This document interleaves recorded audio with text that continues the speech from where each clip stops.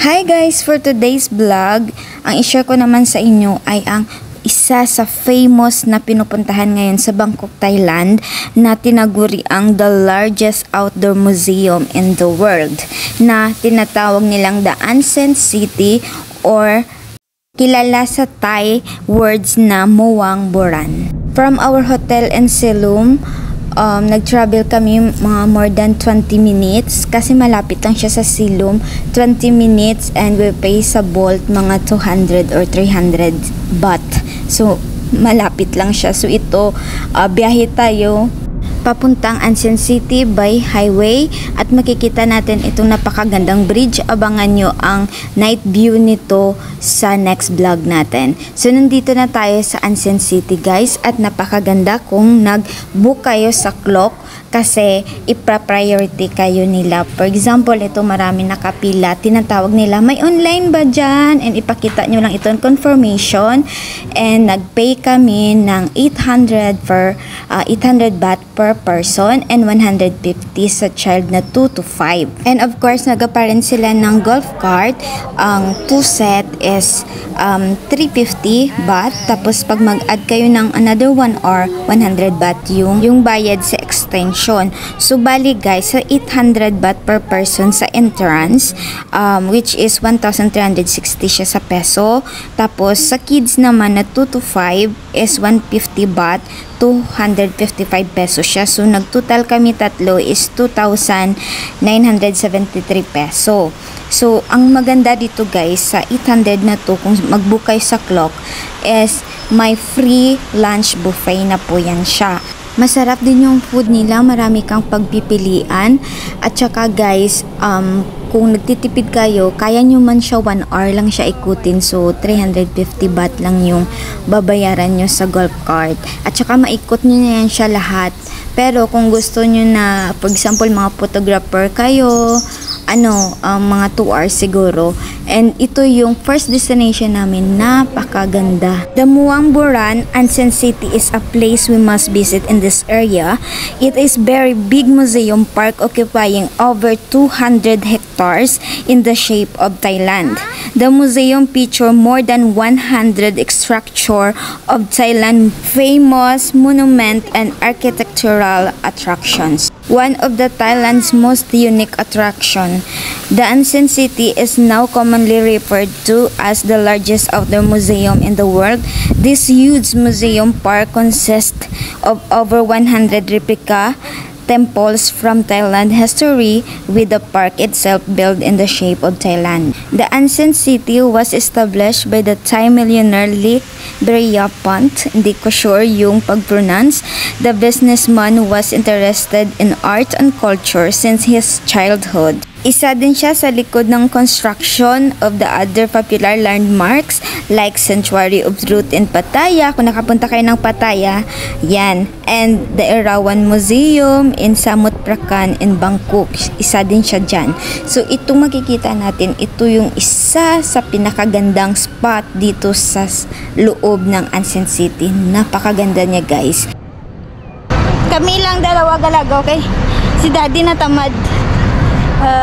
So nice! Kung malaki yung budget nyo, pwede kayo mag-ride ng elephant dito, 1,000 baht per person. Oh my God, grabe niyang kamahal. And, at saka, sometimes ginaano nila dito ang elephant while riding dito sa baba ng lake na ito. Ginapaano nila, mag-swimming ang elephant together with you. Pero mahal siya. Pero sometimes lang yun daw, hindi daw palagi. So, napakaganda ng lugar na to guys. Super good, as in, amaze gig kami. Sa laki ba naman niya ng 200 hectares. Construct ito siya noong 1963. It is open to public since February 11, 1972. And now, it has been turned into one of the most visited tourist spots in Thailand. Grabe, alam nyo ba guys, yung mga kasabayan namin, sa isang napakalaking bus, mga siguro sila, mga 30 to 40 person sa isang bus. At grabe, sa parkingan ng bus, hindi ka makalusot. Grabe, kadami-daming tao talaga. Pagdating doon sa lunch buffet, every 5 minutes, 10 minutes, nag-refill sila kasi kadami-dami talagang tao. And for me now, this Ansin City is the most special place in Bangkok for me. Kasi dahil sa Ansin City, marunong na po ako mag-drive, guys. Kasi ginawa ko pong training itong Ansin City. Abangan nyo mamaya sa video yung away namin ng asawa ko. Yung tama pala talaga yung yung sinasabi nila na magpaturo ka sa iba, wag sa asawa mo, kasi napakaingay talaga, guys. As in, nag-away talaga kami. Sabi ko, baba na lang ako, wag mo na akong turuan, ikaw na lang mag-drive. Pero so far maganda ang result kasi marunong na ako. So sa ibang lugar, ayan, dito naman na side yung mga souvenirs, napakadami yung mga souvenirs. Kung marami ka lang pera, bili ka dyan kasi napakarami po mga stool. And ito siya, guys, alam nyo ba na itong mga bahay-bahay na ito is mga bahay ito ng mga tao dyan sa loob. Kumbaga parang mga laborers nila, mga tao, kasi may mga damit, may mga ano. So itong Ansin City, hindi lang siya for attraction, ginawang bahay din siya ng mga tao doon. So ito na, guys, ito na yung pinakaano talaga, kasi maganda, kita nyo naman, maganda yung mga daan, yung semento, yung way, at saka napaka clear, kasi sa Lakiban naman hindi naman magkasabay lahat yung mga nag-rent ng golf cart. So where are you? 15 pesos. Go. Kung gusto mo matuto mag-drive, napakaganda ang Ansin City.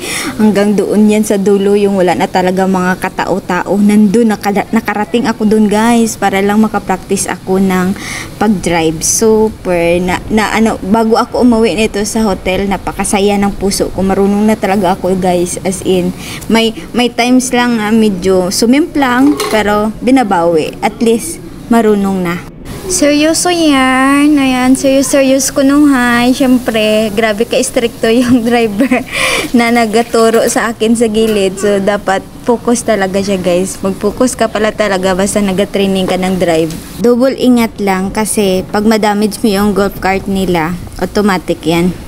Bayaran mo talaga siya kahit gas-gas lang.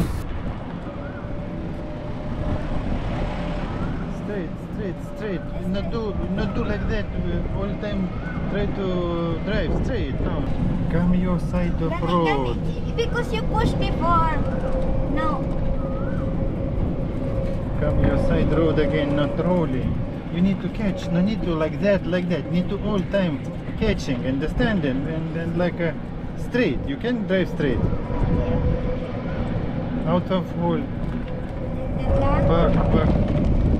Like that? Yeah, again back. You like that driving. I need practice, no. That's why. Ayan, stop ko na lang talaga, guys, kaya magbaba na lang talaga ako kasi grabe talaga kaingay ng baba niya. You look how. Okay. O diba, may protector ako, ganyan yan si Olivia. Sabi ko, relax ka lang bala kay the way nga ginaano mo ko, mas lalo nga nagaratol ko. So, yan, nakarating kami dito, guys. Alam nyo ba ito na parang mountain? Guys, artificial lang yan, guys. Alam nyo ba na ginapanday pa na siya? Hindi pa yan siya tapos. Ano yan siya? Kahoy. Tapos gilagyan nila ng lupa at saka gitam na ng mga kahoy para daw mountain. Si in super. Look, the road also. Driver, look road. Everything me. Yes, you are the photographer. I am the driver. So you need to take video. It's your responsibility. So we will go straight na lang. You're going back. We're going from here. Gareklamo siya kasi ginawa ko daw siyang videographer. Alam nga nag-drive ako, sino ang mag-video. Nag-focus nga ako mag-drive. Pero so far pala, guys, no, pag medyo na mo na yung kumbaga pa yung car, madali na lang pala talaga siya. Yung sa una lang talaga mahirap.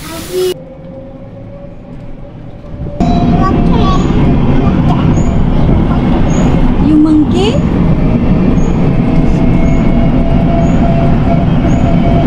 Mama, go driver na?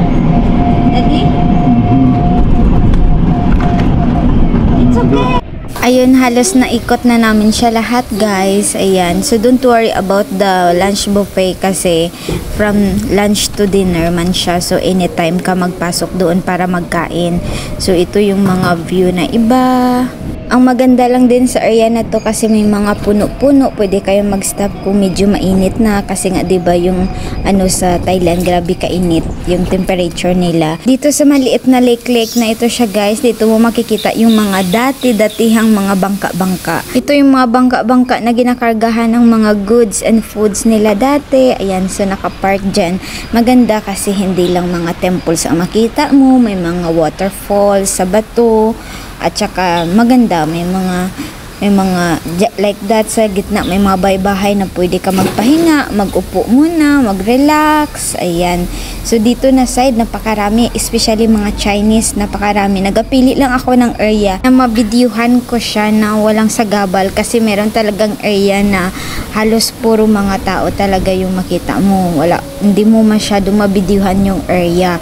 So dito naman, ayan, maganda, may some lake hapon, tapos ito mga iba't ibang mga kinds of temples na syempre mga about sa history ng Thailand. Ayan, so tapos may mga flowers around din. May magandang itong bridge nila. Paikot ito siya guys. So lahat ng area na makita mo is worth it. Maganda at saka worth it yung bayad, yung biyahe mo, yung punta mo dito. Maganda naman talaga siya. So bali itong ikot na ito na pakita ko sa inyo na video, it's like last ikot na namin ito siya na area kasi magpunta na tayo doon sa lunch buffet. So don't worry kung may car kayo dala, may bus, allowed po na magpasok yung ano, kung for example may car kayo, personal car nyo, ipasok nyo yan siya, yun ang gamitin nyo instead of golf cart. Pero kung wala kayong dalang saksakyan, mag-rent talaga kayo kasi hindi nyo maikot na lakad lang siya, dapat may golf cart talaga. Next, ang ipakita ko sa inyo kung anong meron sa lunch buffet nila. So sa pagpasok namin, may mga naga-dance for entertainment. Ayan.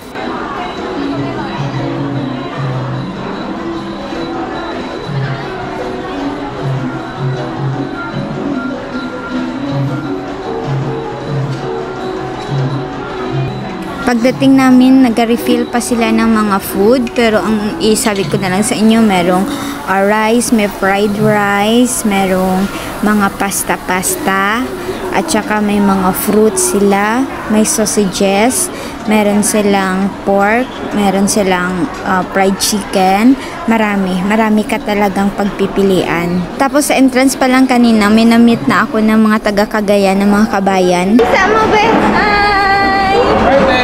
From Cagayan, no? Oh! Cagayan. Shut up! Shout out Cagayan. Vlogger si Ate Ner. Tapos sabay din kami na kumain at saka magkatabi lang kami ng table sa restaurant. So dito sa labas merong ito yung papaya pickles nila. Tapos yung dito sa labas guys, marami ka din pagpipilian dito. May mga sabaw na Thai na sabaw, may pad Thai, may mga dessert. For example, ito banana, ito siya nga giprito, tapos doon sa kabila parang buko pie, ganun. So don't worry kasi pag masaulit nyo na yung golf cart nyo at saka gusto nyo nang kumain sa restaurant, if yung ticket nyo with lunch included na siya, may free shuttle po sila na ihatid at sundo po kayo galing restaurant papuntang entrance. So dito lang muna for today's video. Thank you for watching. Bye bye.